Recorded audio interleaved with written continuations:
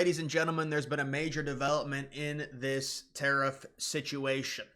For people saying that Donald Trump did not have a plan, well, it seems like he most certainly did, and that was the isolation of China while allowing the United States to get more advantageous trade deals with all of really pretty much every other country in the world, considering he slapped on the global tariff on everyone. Now it's come out. This is major. This is a huge update in terms of these tariff wars. Donald Trump has upped his tariff on China to 125%. It was 104 after Trump responded to the Chinese reciprocal. Then China put on an 84% tariff on US. Now the United States is up to 125% total tariff on China. And with that announcement, Trump is giving a 90-day pause, very similar to what he did with Canada and Mexico. If you guys remember, right at the start of Trump's presidency, I believe it was February 2nd, they came to an agreement last second where Mexico pledged to line the border with troops and secure it, at least from the Mexican side.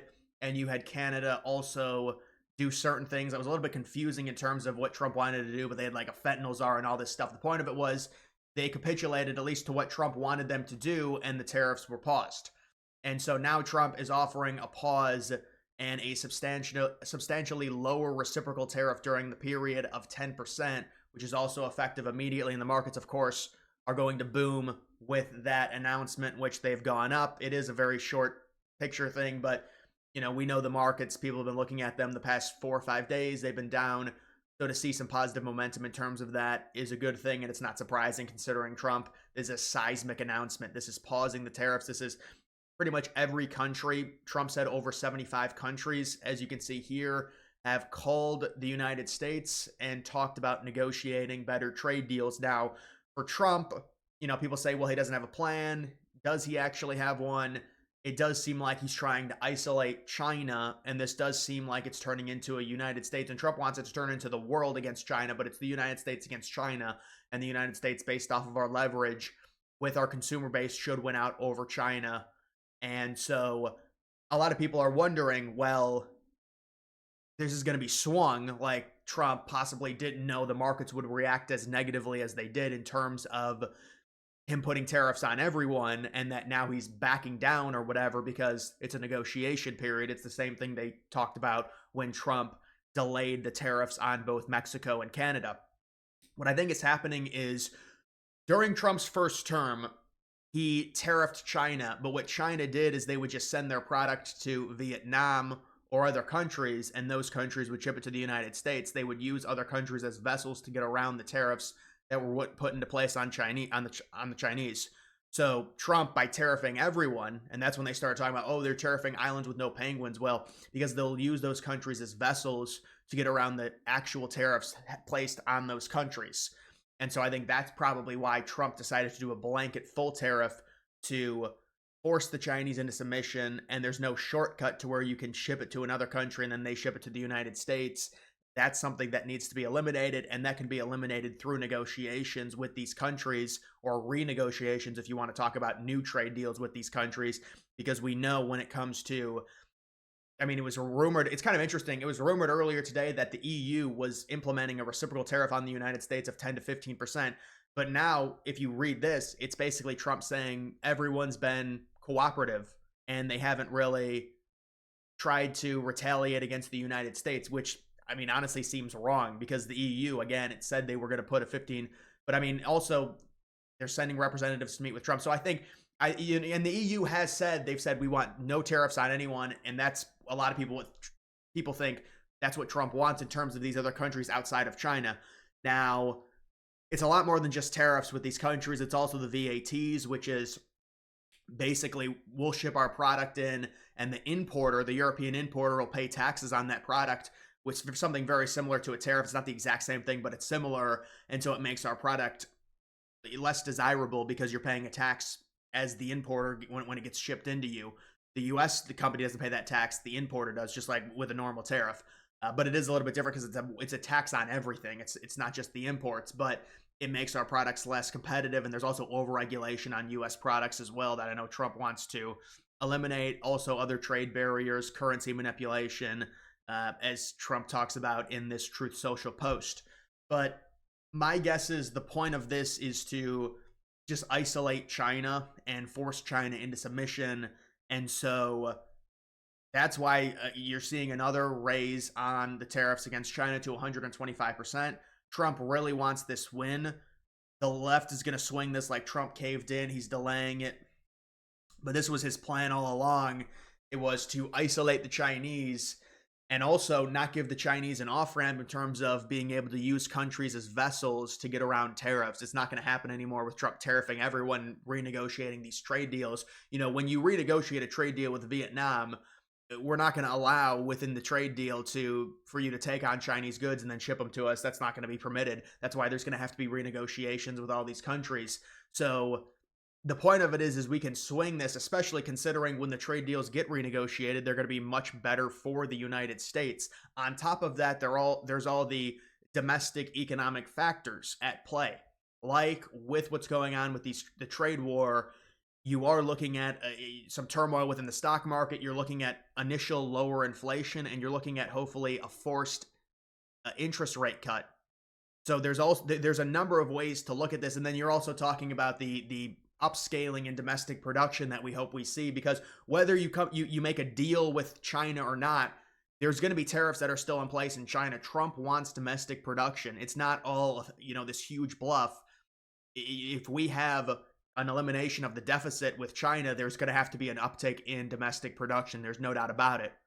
And so that's another thing to look at when it comes to what Trump wants to do. But the point here is Trump wants to isolate the Chinese. The Chinese, during Trump's first term, were using other countries as vessel countries to get around tariffs. It's not going to happen anymore because they're going to single negotiate new trade deals with all of these countries outside of China, and possibly also China, but China is really digging their heels in right now, and they're saying they want this trade war, but they really can't handle it. Their economy can't handle it. They're still dealing with inflation, or deflation, from these zero COVID policies. So that's basically what's going on, and my guess is we're going to see a lot of negotiations. We're going to see a certain amount of pressure get alleviated from the market. It's going to allow the markets to move up a bit, and it's going to get people off Trump's back. That's what I would imagine when it comes to this trade war. So we haven't alienated ourselves against all these countries, and you would think, well, we just tariffed everyone at 10%. Why aren't they just trading with each other? That's not how it works with our consumer base at all. They rely on our consumer base. So the point of it is, we still, and you look at what's happening even with our two top trading partners, Mexico and Canada, we're going to be renegotiating a trade deal with them to get an even more advantageous situation for the United States. So we have not alienated our allies. If anything, we've made it to where now everyone is against China, and we're strengthening our trade deal, and we're getting a better trade deal for U.S. companies to stay competitive in these foreign markets. That's the point of this, and Trump is doing it, and we're also bolstering domestic production because there are going to be tariffs that I'm sure remain in place on China no matter what, because Trump wants to use tariffs now. The one thing I will say is they're talking about, eliminating the income tax and all of this and the tariffs generating, because listen, if you keep all of the tariffs on, that's how the revenue generation happens. You can still generate revenue from keeping tariffs on China and a few other countries, but if you make deals with countries, you're not going to generate nearly as much money and revenue because the tariffs are either going to be removed, because that's just how negotiations are. Why would another country negotiate with the United States if we don't remove the tariffs on them? But it's like, that's how the negotiations happen. So you're not going to generate nearly as much money. I know they were talking about originally, we're going to make $600 billion, $700 billion off the tariffs if they all stay in place.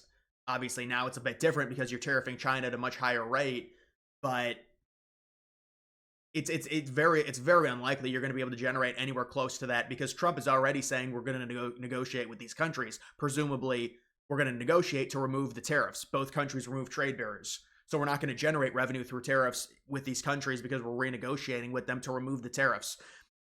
I don't know what's going to happen with China, whether or not you would imagine there would be negotiations to where the tariff gets lowered on China. But that's something that people also have to take into account. If you go this route, which it looks like Trump is going, the negative to it would be you're not generating that money to offset possibly doing things to help American citizens in terms of taxation. But to me, that was always, I had always said maybe 250 billion, 300 billion in revenue generation per year off of the tariffs. And now, I mean, if you're going to do a deal with all these countries, that's probably, possibly not going to happen. But, this is a day to day thing. We don't know where negotiations are at with these countries. Some of them, Trump, you may want an unbelievable deal. They might not want to do it. It may fall through. The tariffs might go back on some of these countries. We don't know. It's impossible. It's impossible to predict exactly what Trump is going to do. But I think there's going to be negotiations and free trade agreements with a lot of these countries that are better for the United States moving forward. Whether or not that includes keeping some small tariff on these countries, I don't know. I don't know exactly how Trump wants to renegotiate that. Because if you've got like a 30% tariff on a country, you could say, we'll renegotiate, you take everything off of us, we're still going to keep a 10% tariff on you, but now it's lowered. So it's just, I don't know exactly what the negotiation is going to be with those countries, but it does seem like Trump is going to, or is right now, isolating China against the rest of the world, which is pretty crazy considering we isolated ourselves because we tariffed everyone, but it doesn't matter. They still want to do business with us. China has such a crazy surplus with us. They're overproducing things. So Trump is really going after China here. And again, it's going to be spun like, well, Trump is caving into these countries and doing this because he didn't realize the economic pushback. He didn't realize the blowback in terms of the stock markets, things like that. That's how it's going to be swung. But the point of it is China was using these other countries as off ramps and to be able to get around the tariffs, and you don't want that to happen. So you have to go to those countries and renegotiate with them to not allow that to happen.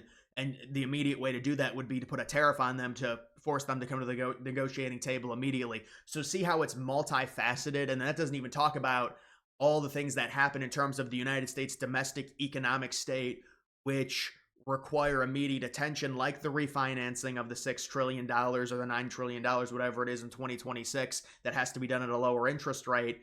So you put in tariffs, you have some choppiness within the market, it forces inflation down, it forces the rates down. Now you're refinancing at a 2% rate, not a 4% rate. Now you've saved about $300 or $400 billion in extra added debt because the interest rates got cut, because you put the tariffs in, which forced the markets to become choppy. So this is the complications of this. And so people need to understand it. But when you look at this, I mean, listen, Trump obviously he's forcing China into a corner. And he seems like he wants deals with these other countries, but we'll see. Either way, guys, that's going to do it for this video. Make sure you follow me on X. Link to that's always in the description.